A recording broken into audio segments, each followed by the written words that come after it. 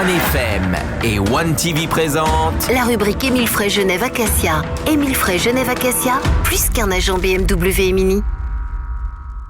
Bienvenue à tous dans la rubrique Émile Frey Genève Acacia. Bonjour Carole. Bonjour. Alexandre Farago, bienvenue. Bonjour à tous. Directeur d'Émile Frey Genève Acacia. David Rodriguez, le chef des ventes Opel Citroën DS. Bonjour. Et David Stutz, le chef des ventes BMW, qui va être bien à l'honneur aujourd'hui. Bon, Oui, il est tout timide. Il est heureux. Timide, David. Il est timide mais heureux avec cette nouveauté, la nouvelle M3. Non, c'est pas du tout Non, la c'est M3 pas du tout Touring. ça, C'est la nouvelle BM XM qui est encore plus grosse que la X6. Enfin, c'est incroyable. Je pique pas la vedette à David, si on parle pas d'une Citroën XM, mais bien d'une BMW XM. Oui, il y avait un modèle. Ouais, ça a été en accord. Ils ont pris le nom XM, ça veut dire déjà X, c'est la version 4 roues motrices, un peu comme le XS5. Le M, c'est la version moteur sport. On l'a vu il y a une année et demie à Munich avec Alex, et en la voyant, je me suis dit mais ça va jamais sortir comme ça, c'est pas possible, c'est trop extravagant, c'est trop énorme. Et oui, ça sort comme ça.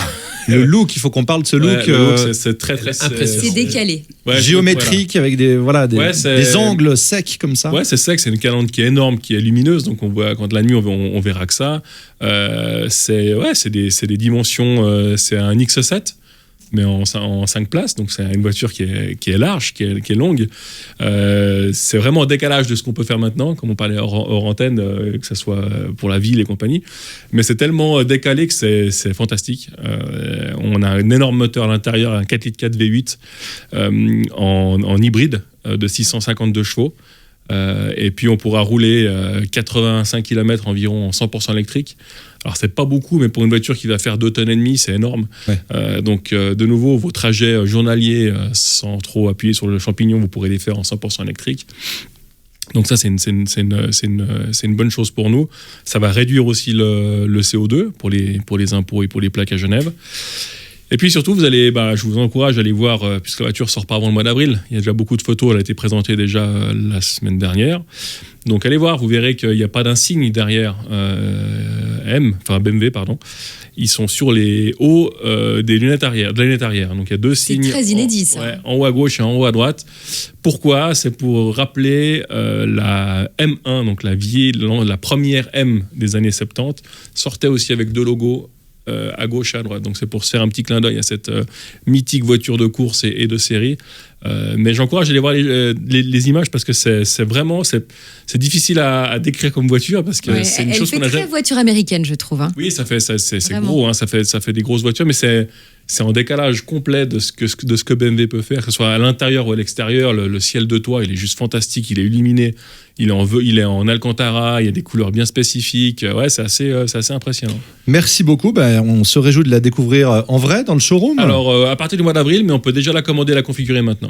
Très bien. À tout de suite dans la rubrique Émile Frey Genève Acacia. On continuera à parler justement véhicules électriques. À tout de suite.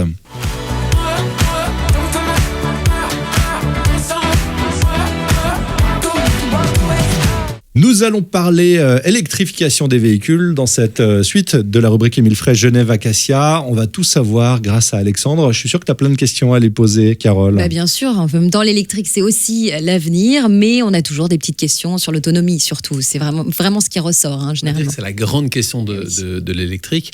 Alors on va rappeler que toute autonomie, y compris essence ou électrique ou diesel ou autre carburant, est tributaire de l'utilisation du véhicule. Et bien souvent, ça on l'oublie parce qu'on voit un véhicule électrique avec 400 km d'autonomie et on s'étonne de ne pas faire les 400 km ou un plug-in hybride quand David il présente à 80 km. Ah non, j'arrive pas à faire 80 km, qu'on nous dit. Oui, parce que c'est calculé selon certaines normes qui sont des normes standardisées au niveau européen. Et quand vous utilisez la voiture tous les jours, il y a plein de facteurs qui vont l'influencer. Déjà, le facteur de roulage. Alors, on va rappeler que quand vous roulez avec un véhicule électrique, beaucoup de gens s'amusent, même sans même le vouloir, parce que quand vous démarrez au feu, ça accroche tout de suite, etc. C'est impressionnant, le démarrage de véhicule. C'est très impressionnant et forcément, ça augmente la consommation. Si vous êtes sur au-delà de 100 km/h, ça va consommer aussi plus. Quand vous mettez la radio, l'éclairage, la climatisation, etc., ce sont tous des facteurs qui vont influencer finalement votre autonomie. Pour rouler les fenêtres ouvertes. Non, pas du tout, c'est pire encore avec une fenêtre ouverte. Non, c'est pire. Oui, c'est l'inverse. Avec une fenêtre ouverte. Et c'est pour ça que... Mais gardez la radio surtout, OneFM. téléphone, c'est FM, important. c'est bien. C'est pour ça que dans les véhicules utilitaires, là, en fait, on a une solution pour les artisans, pour les renseigner. Et puis ça, c'est David qui pourra nous dire. Alors c'est clair que nous, chez Opel et Citroën, maintenant on propose aussi des véhicules en full électrique, que ce soit dans la gamme Berlingo Combo, Jumpy, Vivaro et Jumper. Alors, dans un souci de transparence, il est clair que les marques, aujourd'hui, nous, on communique l'autonomie d'un véhicule et on a voulu le communiquer volontairement avec 50% de charge utile. Parce qu'il y a peut-être des marques qui vont donner des autonomies qui vont être un petit peu supérieures, mais ce sera avec un véhicule complètement vide. Et on sait qu'aujourd'hui, ces véhicules utilitaires, en général, en tout cas, ils sont chargés en tout cas à 50% avec un conducteur. Donc, dans un souci de transparence, c'est vrai qu'on communique le véhicule chargé à 50% l'autonomie. Comme ça, moins de mauvaises surprises, effectivement. Et ça correspond plus à la réalité. À la réalité, ouais. Est-ce que c'est mieux de charger son véhicule sur une prise électrique 220 normale à la maison ou sur les bornes de recharge dédiées? Alors, sur les derniers calculs qui ont été faits, il ressort que charger un véhicule sur une borne de recharge, qu'on peut avoir chez nous, ce qu'on peut retrouver un petit peu partout maintenant, est plus efficient que de le recharger sur une prise 220 volts. Apparemment, il y aurait quand même pas mal de pertes sur une prise 220 volts. Très bien. Et puis, on rappelle que ce sont des véhicules ultra fiables pour terminer les véhicules électriques. Absolument. Donc, simplement du fait qu'il y a beaucoup moins de pièces en mouvement. On va rappeler que les moteurs électriques, ça fait plus de 100 ans que ça existe. C'est complètement fiable.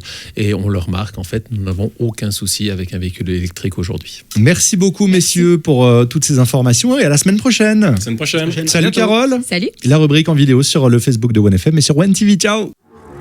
C'était la rubrique Émile Frey Genève Acacia. Émile Frey Genève Acacia, plus qu'un agent BMW et Mini.